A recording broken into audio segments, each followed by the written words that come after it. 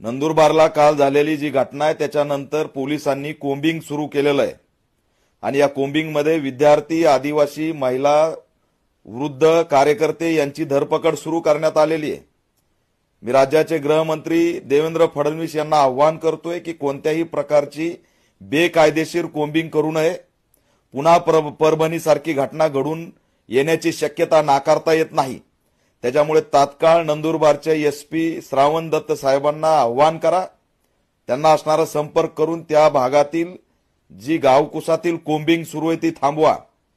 जय वाळवी या तरुणाचं हत्याकांड झालं, त्याच्या आरोपीला अटक झाली पाहिजे।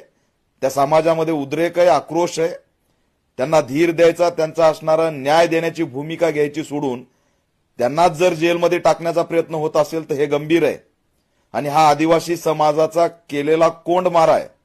आणि म्हणून गृहमंत्र्याला ऑल इंडिया पॅंथर सेना मागणी करत आहे की तात्काळ ही कोम्बिंग थांबवा।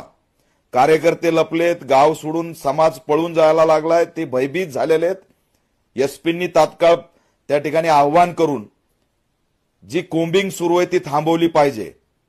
याच्यामध्ये कोणत्याही प्रकारे जर आदिवासी समाजाला भयभीत केलं, बेकायदेशीर कारवाई केली, मारहाण केली तर मात्र मी स्वतः परत नंदुरबारला आल्याशिवाय राहणार नाही आणि राज्यव्यापी आंदोलन छेडल्याशिवाय शांत बसणार नाही असा इशारा सुद्धा या माध्यमातून देतोय। आदिवासी समाजाच्या नंदुरबारच्या भागातील भावांना आवाहन करतो, बांधवांना आवाहन करतो की घाबरू नका, मोबाईलमध्ये व्हिडिओ शूट करा। कुणी जर त्या ठिकाणी पोलिसांच्या मार्फत भयभीत करत असेल, तुम्हाला उचलून नेण्याचा प्रयत्न करत असेल, त्या पद्धतीचा संपर्क माझ्याशी साधा। तुम्ही एकटे नाहीत, मी तुमच्या सोबत आहे। घाबरून जाऊ नका, भयभीत होऊ नका। मी आदिवासी समाजासाठी कोणत्याही स्तराला जाऊन त्यांच्या रक्षणाची भूमिका घ्यायला तयार आहे। त्याच्यामुळे नंदुरबारच्या एसपींना मी आवाहन करतोय की कोणतीही गंभीर कारवाई करू नये आणि राज्यामध्ये आदिवासींना पुन्हा रस्त्यावर उतरण्याची वेळ आणू नये असं आवाहन सुद्धा गृहमंत्र्याला